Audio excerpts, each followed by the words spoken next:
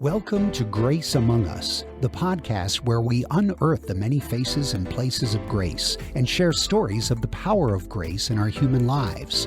Our desire is that this will inspire you to see grace in your own life and share it with others. Good day, good people. Welcome to Grace Among Us. I am Ebony Gilbert, and by day I work in the healthcare field, but in my spare time, which is becoming less and less spare, I hang out with you people and with Carri to discuss grace and how it shows up in our lives. Today we'll be discussing grace and privilege. It was one question we received from one of our listeners, and we are going to dive into it a little bit based on what we think. We'd love to hear what you think. Carri Adcock, would you like to introduce yourself? I would, Ebony Gilbert. Hey, my name is Carri Adcock. I am a coach by day, and I help high achievers make space and enjoy the ride. And in my spare time, some of my favorite time, I get to hang out with you all and Miss Ebony Gilbert, and as she said, to talk about grace. So, grace and privilege, Ebony. This was a juicy question. I know. I had to think about it several different ways and dissect it just here in the last 10 minutes because we didn't pre-do this. But what are your thoughts? Like, when you first hear the question, what pops in your mind?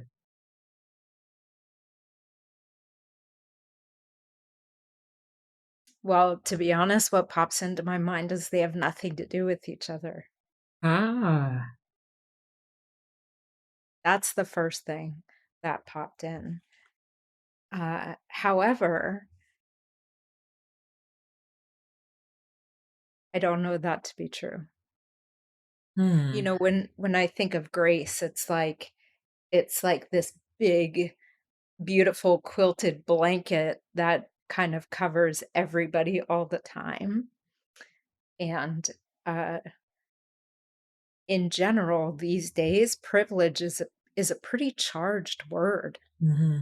And so I think my first reaction is, whoa, these are privilege is like a human idea, and Mm-hmm. grace is not a human idea. So from that perspective, it was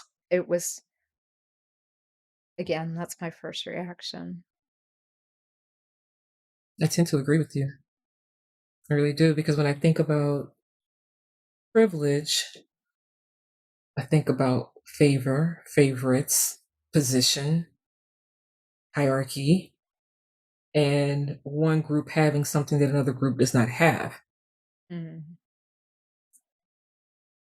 So privilege requires a position in my mind, whereas grace does not play favorites. It's available for everyone. Now, we could split hairs on this and say, hey, maybe the privilege of being God's child gives you access to the grace. I mean, we can go a bunch of different ways with this and get real philosophical and talk in our Socrates voice. But I tend to agree with you. I think they're different. I think privilege has to do with position. I have certain privileges at work because I'm in a certain position. It comes with certain benefits. But either way you slice it, I still have access to the same thing that every other employee has. So that every other worker has, pay and benefits. Now that might look different. So, I mean, there are a number of ways to come at this. In my mind, I agree with you wholeheartedly. I think they're different. Now, the gift of grace is a privilege. I don't think we should ever take it for granted. I don't think it should ever be abused. But it's not a privilege for it to be offered or for us. You don't have to be privileged to see it or access it. You have to appreciate it as a privilege, but you don't have to be privileged to access it. And I'm getting real fuzzy here No, with I my hear, words, but does that make sense? yeah, no, I hear what you're saying, meaning I don't have to do anything or Mm-mm. be anything to receive grace or give grace. Correct. And that fuzzy piece that I was hearing what I heard was that, uh, well, I'm not even going to go there. the question, the specific question is what's the difference between grace and privilege? And so, um, grace is here for everybody. There's nothing I have to do to deserve it or receive it or anything. However, Mm-hmm. I don't always see it. So I don't have to be privileged to see it, but I got to be open to it. Got to be open to it. There's no innate immunity that I have to receive it. You know what I mean? So you don't have to be born with a certain set of chromosomes and DNA makeup to have access to it. I think it has to do with relationship. Now when you start talking about relationship, your relationship with God, your relationship with grace, your relationship with the what's needed in order to be able to see it and recognize it. We talked about a few podcast episodes back. If somebody calls your name in a crowded airport or a crowded room, you hear it and you recognize it and you react. When you have a relationship with God, you know when He calls your name. He knows when you call His name because you have a relationship. And it's easy to hear things when you recognize the voice. But that's not just special for me and you. So I get thrown off when we think of it as privilege. What's the difference? Privilege is an unfair advantage, or maybe it's a fair advantage, but there's an advantage. There's a clear advantage with privilege. There's no advantage or distinguishing advantage between people who access grace, other than you're a child of the King. There's no favorite child. Mm-hmm. With privilege, there's a favorite.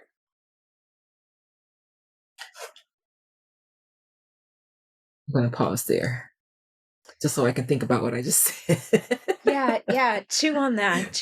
And the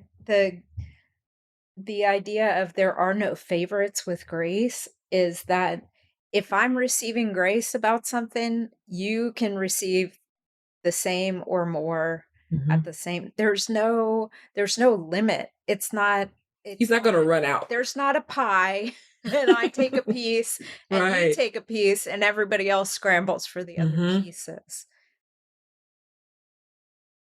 That is correct. Yeah, and to your point, it's that this is the purpose of the podcast, right? Is our intention is to point at grace from all these different angles so that when it shows up in your life that you can hear it call your name. Correct. Can I be a little edgy for a second? Oh, yeah. So when I'm triggered by the word privilege. Yeah. As a Black woman in corporate America, I'm very triggered by the word privilege because there are certain things that are a little bit more difficult for me to access and step into than folks who are privileged. And you don't have to be a Black woman to experience it. You could be a woman. You could be whatever is the minority in your grouping. It's true. To clearly see the difference between privilege and not. You could be a woman in a male-dominated industry. You could be a male in nursing. You could be any of these things, and you know privilege when you see it. Mm-hmm. You can sniff it out, and you know you don't have it. So I'm triggered by that word because I feel like God's grace is so abundant and free-flowing that I know for a fact that it does not generate the feeling in me that the word privilege does. Mm-hmm. And what is that? What is that feeling? Can you describe that? It's unjust. Now, when I'm on the receiving side of privilege, I love it. I love it because I'm not in the shoes feeling the emotions and feelings of someone who doesn't have access to those same privileges. But when I'm on the opposite end of privilege and I'm not the one sitting in the privileged seat, it makes you angry. It makes you slightly resentful because you feel like you have to work harder and more and be twice as good to get half of the respect. So the triggering of the word privilege might be what's causing this air of aggression in my voice right now that I'm hearing. It's catching me off guard too. But I'm hearing it because all of my life I've been triggered by privilege because it wasn't a seat that I was sitting in more often than not. Mm.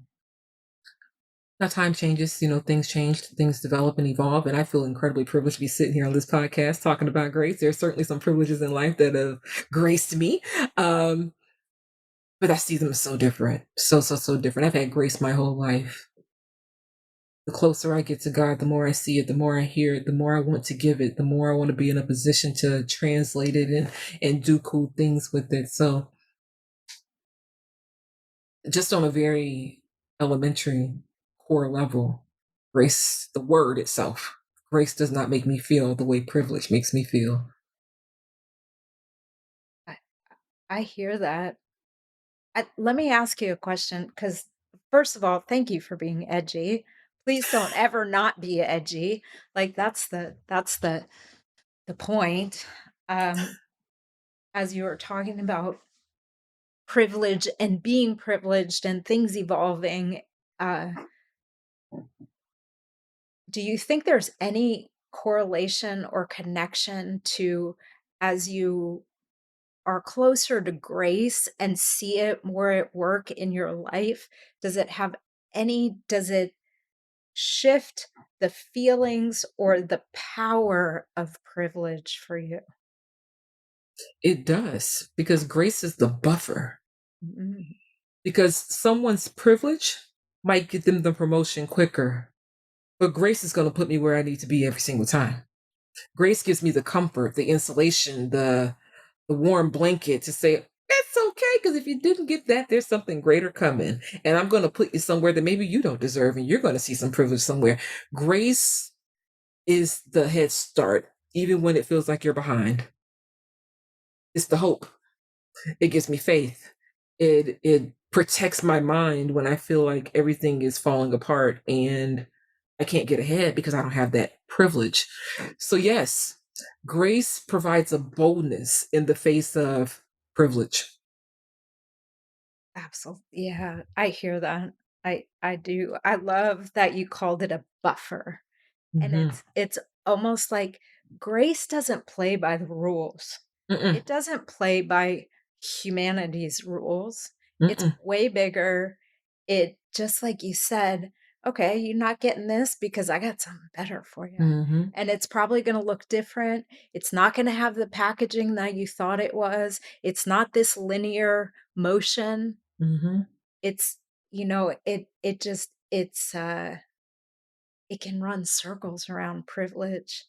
Circles, laps, Exactly. Yeah. because privilege is dependent on position.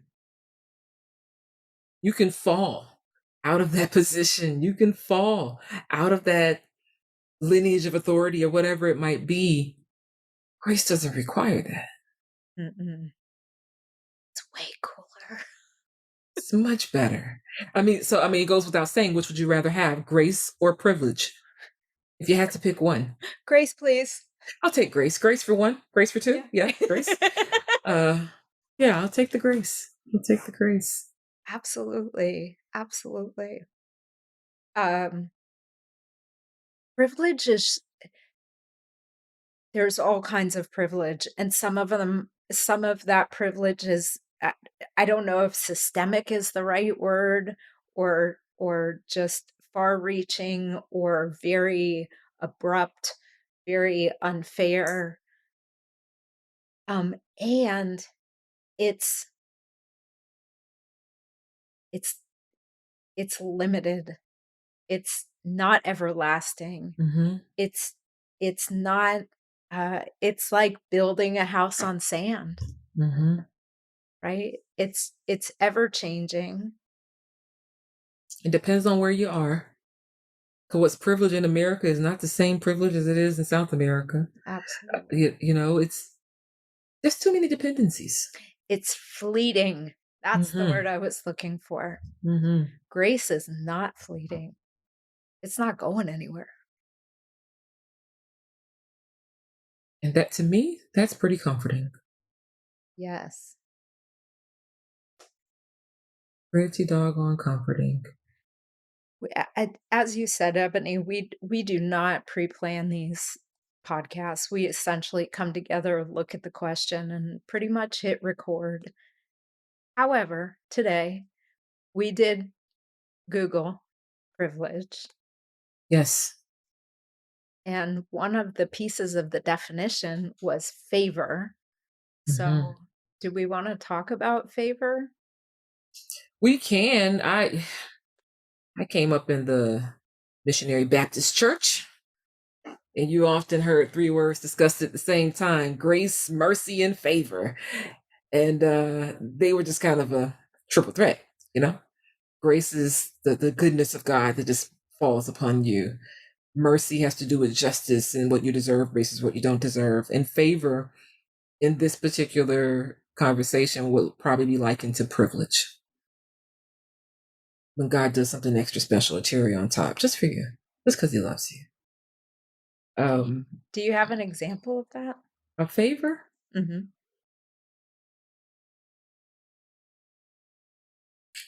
it can be difficult to distinguish between the three sometimes, but I think when I think of favor, I think about the times when I wasn't qualified to get a job, but I applied anyway. Mhm.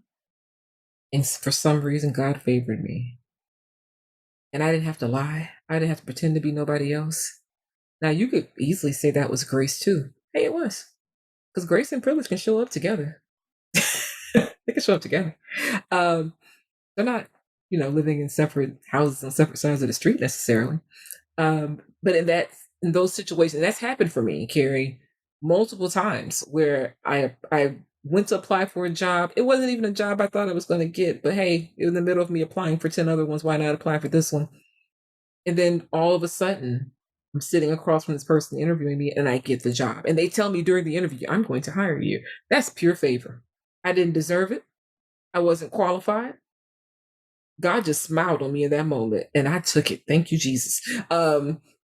That to me felt like favor. God favored me because there was somebody else who had privilege who didn't get it. There was someone else who was more qualified and didn't get it.